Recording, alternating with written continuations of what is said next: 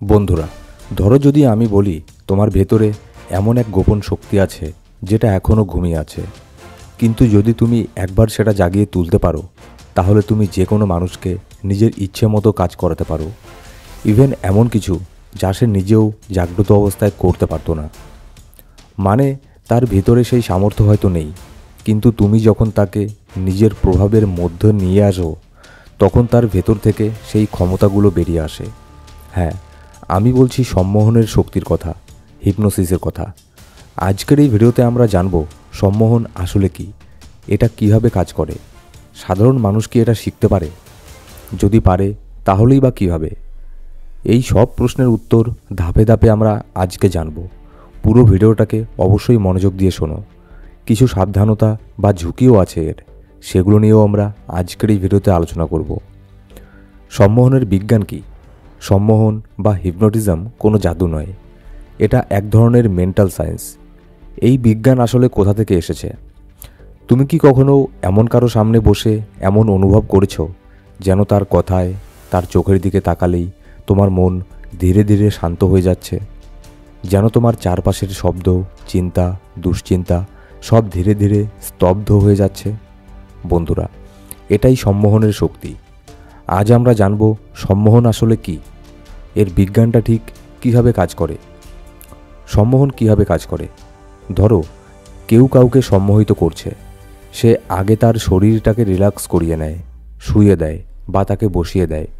এরপর তার সচেতন মন, মানে যে অংশ দিয়ে আমরা প্রতিদিনের কাজগুলো করি, সেটা ধীরে ধীরে শান্ত করা হয়। একজন হিপনোটিস্ট এটা বোঝে কার মুখের কোন অভিব্যক্তি অনুযায়ী তাকে কোন কথায় ডিপ স্টেজে নিয়ে যাওয়া যায়। যারা অভিজ্ঞ হিপনোটিস্ট তারা শুধুমাত্র যে কারোর মুখের দিকে তাকিয়েই এই জিনিসটা বুঝতে পারে। প্রথমে সে হয়তো তোমাকে বলে আরামে বসো বা শুয়ে পড়ো, রিল্যাক্স হও। তারপর সে হয়তো চোখের সামনে একটা পেন্ডুলাম নাড়ায় কিংবা একটা নির্দিষ্ট বিন্দুর দিকে তাকাতে বলে। এটা করা হয় তোমার কনসিয়াস মাইন্ডকে ঘুম পাড়ানোর জন্য, কারণ এরপর যেতে হবে তোমার সাবকনসিয়াস মাইন্ডে। আর হিপনোটিজম কখনোই কনসিয়াস মাইন্ডে হয় না।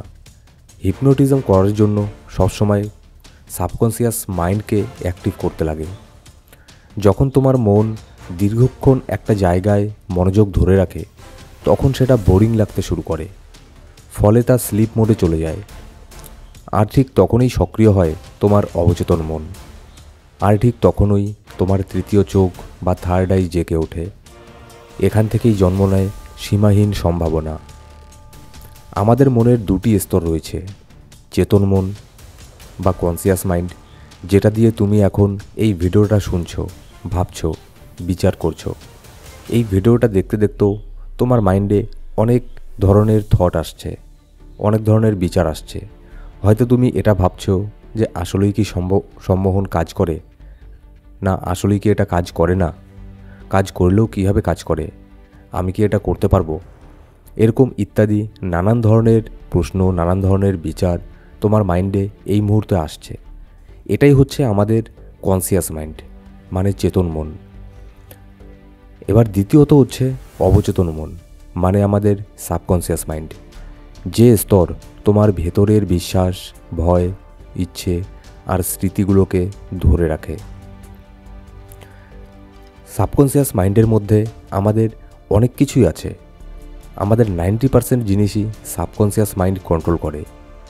যেখানে আছে আমাদের বিশ্বাস, আমাদের বিলিফ, আমরা কি কি বিশ্বাস করি, আমাদের ভয়, ইচ্ছে, আমাদের ডিপ লেভেলের মধ্যে কি কি স্মৃতি জমা হয়ে আছে, সেই সমস্ত জিনিস থাকে আমাদের অবচেতন মনের মধ্যে।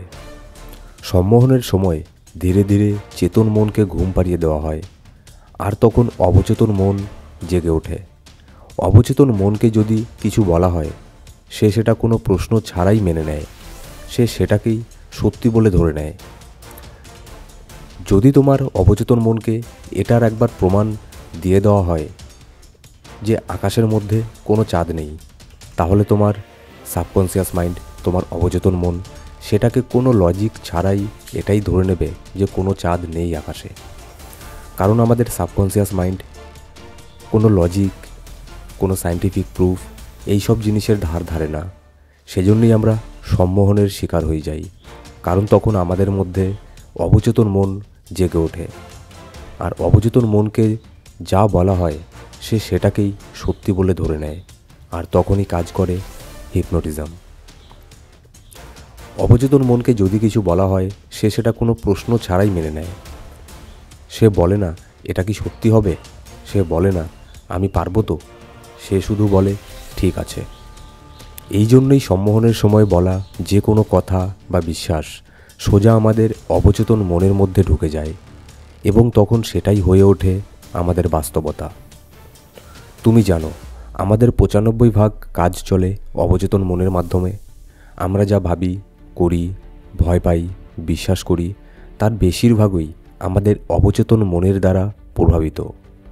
তাহলে ভাবো, যদি সেই অবচেতন মনের মধ্যে ইচ্ছাকৃতভাবে ভালো চিন্তা, শক্তিশালী ধারণা, সুস্থতার নির্দেশ ঢুকিয়ে দেওয়া যায়, তাহলে তো আমাদের জীবনটাই বদলে যেতে পারে। এটাই সম্মোহনের শক্তি। আর সেজন্যই আমাদের এই ইউটিউব চ্যানেলের মধ্যে অনেক নাইট হিলিং মেডিটেশন আছে, নাইট হিলিং অ্যাফার্মেশন আছে, যেগুলোকে তুমি প্রত্যেক দিন ঘুমোতে ঘুমোতে শুনলেও সেটা আমাদের সাবকনসিয়াস মাইন্ডে চলে যায়। আর সেই সমস্ত অডিওর মধ্যে শুধুমাত্র পজিটিভ থট আছে, পজিটিভ বিচার আছে, হিলিং মেডিটেশন আছে। তাহলে সেগুলো যদি আমাদের সাবকনসিয়াস মাইন্ডে চলে যায়, তাহলে তুমি ভাবো আমরা কি না করতে পারি। তাহলে ভাবো, যদি সেই অবচেতন মনের মধ্যে ইচ্ছাকৃতভাবে ভালো চিন্তা, শক্তিশালী ধারণা এসবকে আমরা যদি নিয়ে যাই, তাহলে আমাদের জীবনটা কোন দিকে যেতে পারে। একবার কেউ হিপনোটিস হয়ে গেলে তাকে যা বলা হবে সে সেটাই করবে, সে সেটাই বিশ্বাস করবে। যদি তাকে বলা হয় তুমি একজন নারী, তাহলে তার শরীর মন নারীসুলভ আচরণ শুরু করবে। যদি কেউ বলে তুমি পাখি, তুমি উড়ছো, সে সত্যিই তা ভাববে। যদিও সে উড়তে পারবে না এখানে, কিন্তু তার সাবকনসিয়াস মাইন্ড এটাই ভাববে যে সে উড়ছে। এতটাই শক্তিশালী সম্মোহনের প্রভাব। এমনকি কেউ যদি তাকে বলে তুমি মরে গেছো, এবং তার বিশ্বাস হয় সে মৃত্যুর কোলে ঢলে পড়বে।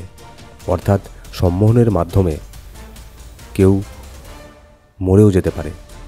এটা এতটাই গভীরভাবে কাজ করে, কারণ আমাদের সাবকনসিয়াস মাইন্ড সন্দেহ করে এটা কি সত্যি হবে না, এটা কি সত্যি হবে না। কিন্তু সাবকনসিয়াস মাইন্ড সন্দেহ করে না, ও যেমন শোনে ঠিক তেমনই মেনে নেয়। এই জন্যই তো যখন তুমি কোনো কাজে ভাবো যে আমি এটা পারবো কি পারবো না, তখন সেটাই সত্যি হয়ে যায়। আর যখন ভাবো আমি এটা করবই, তখন সেই কাজ সহজ হয়ে যায়। সাবকনসিয়াস মাইন্ড যুক্তি মানে না, ওর কাছে সবই বাস্তব, যদি তুমি বিশ্বাস করো।